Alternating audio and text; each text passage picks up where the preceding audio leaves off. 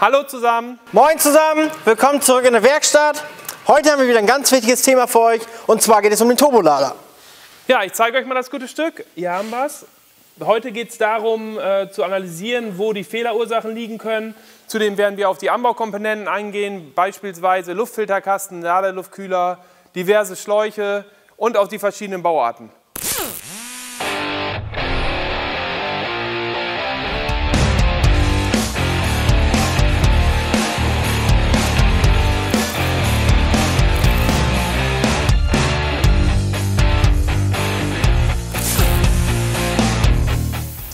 Hier haben wir einen geregelten Turbolader. Ich habe schon mal die Anbaukomponenten abgebaut, um zu schauen, was da los ist.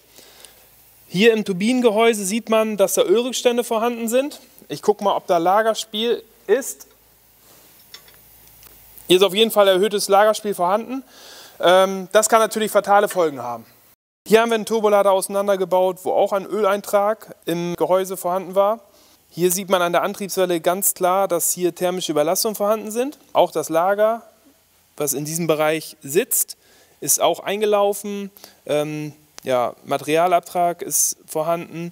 Und hier sieht man auch, dass die Ölbohrungen nicht mehr durchgängig sind. Das ist auch durch die thermische Überlastung entstanden. Die Anlaufscheibe hier ist hier eingerissen, eingelaufen. Das entsteht, wenn an Turbolader zu geringer Öldruck anliegt oder der Serviceintervall vom Fahrzeug nicht eingehalten wurde. Hier haben wir noch was anderes. Hier kann es auch entstanden sein durch einen Lagerschaden, auch ein Öleintrag, das ist aber im Verdichtergehäuse. Das kann aber auch dadurch entstanden sein, dass im Luftansaugtrakt irgendwo ein Öleintrag war. Da einfach kontrollieren, wenn ihr sowas habt, ist da irgendwo eine Ölquelle im Luftansaugtrakt und die bitte beseitigen. In solchen Fällen unbedingt den Ladeluftkühler kontrollieren, denn da könnte sich Öl drin gesammelt haben, dass der Motor dann wiederum ansaugen kann und dann kann es zu Fehlzündung führen. Oder zur Selbstentzündung vom Öl und dadurch kann sich der Motor hochschaukeln und im schlimmsten Fall kann ein Motorschaden entstehen. In Pannenfällen könnt ihr auch ein kleines Loch unten in den Ladeluftkühler reinbohren, um zu gucken, ob sich Öl gesammelt hat. Das könnt ihr anschließend wieder mit einer Schraube verschließen, aber der Ladeluftkühler sollte dann erneuert werden, um halt das Öl aus dem System zu kriegen.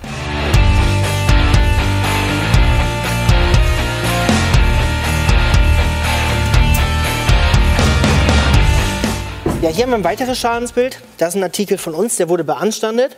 Die ganze Innenfläche ist, war Fremdpartikel drin, beziehungsweise im Rad sieht man das auch. Das ist ein neuer. Da sieht man natürlich, hier ist alles vernünftig verarbeitet, alles sauber. Es kann sein, dass zum Beispiel im Luftfilter, dass der Luftfilterdeckel nicht richtig drauf war, beziehungsweise dass im Gehäuse irgendwie Dreck ist. Das heißt beim Luftfilter tauschen, dass da irgendwas reingekommen ist. Hiernach kommt nämlich der Ladeluftkühler. Den haben wir hier. Hier sind zwischen Lamellen. Das heißt, da kann sich was festsetzen. Wenn sich das löst, beziehungsweise wenn es direkt durchgeht, geht es direkt in den Motor und verursacht einen Motorschaden. Deswegen bitte darauf achten, alles kontrollieren, aber bei solchen Fehlerbildern muss der Ladeluftkühler erneuert werden. Hier haben wir ein weiteres Schadensbild. Hier die Schelle, die war nicht richtig angezogen. Das heißt, der Artikel hat sich dann ineinander verdreht, beziehungsweise war dann verkeilt und dadurch ist die Welle dann abgebrochen. Das kann natürlich, die Welle muss ja nicht unbedingt abbrechen, aber es kann zu Umwucht führen und dadurch hat man dann hier an äußeren Schäden, wie wir schon beim ersten Fehlerbild gesehen haben, eben gerade, was dazu führen kann, dass da Späne drin sind, etc.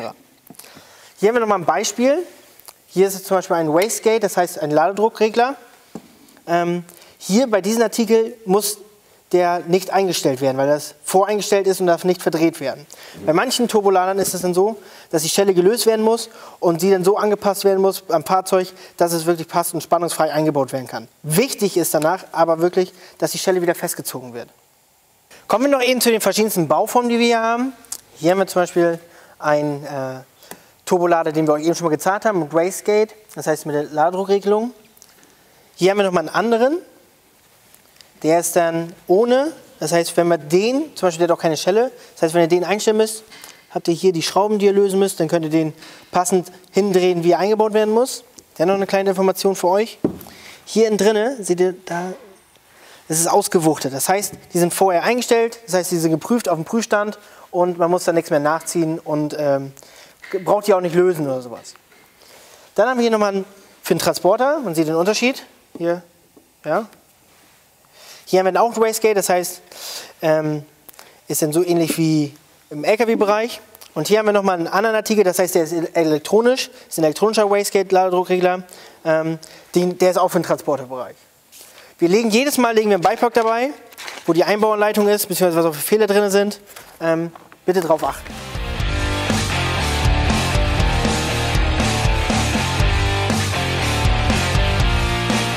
Den Turbolader habe ich schon mal neu eingebaut. Ich habe ins Servicebuch geguckt. Das Wartungsintervall vom Öl war überschritten, der wurde lange nicht mehr gemacht. Darum vermuten wir, dass die schlechte Ölqualität zum Ausfall des Artikels geführt hat. Wir werden da somit einen Ölwechsel durchführen, werden noch einmal gucken, ob der Druck am Turbolader selber in Ordnung ist. Und anschließend werde ich noch die ganzen anderen Komponenten hier instand setzen oder eher gesagt anbauen. Zudem müssen wir hier noch, ich habe in die Einbauanleitung noch einmal geguckt, da ist einmal aufgeführt, dass wir hier einmal mit dem Öl vorfüllen müssen. Das heißt, in die Druckleitung füllen wir so viel Öl rein, bis es oben bündig ist. Dann drehen wir den Artikel einmal durch. Somit verhindern wir, dass der Artikel im Anfang des Betriebes trocken läuft und somit direkt wieder ein Verschleiß an den Lagern auftritt.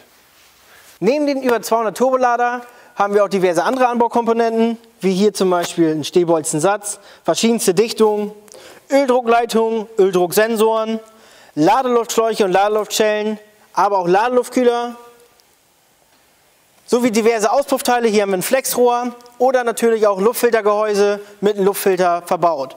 Den passenden Luftfilter für das Fahrzeug haben wir schon verbaut. Falls ihr Fragen habt, wendet euch an unseren Helpdesk. Ich würde mich schon mal verabschieden. Lars, hast du noch irgendwas? Gut, dass du fragst. Also, wir sollten natürlich die Dichtung alle erneuern. Zudem sollten wir die Schrauben nach Herstellervorgaben mit Drehmoment anziehen und beschädigte Artikel auch erneuern. Hier baue ich jetzt noch alles zusammen. Dann machen wir eine abschließende Funktionskontrolle. Und dann würde ich sagen, bleibt auf jeden Fall gesund und wir sehen uns beim nächsten Mal.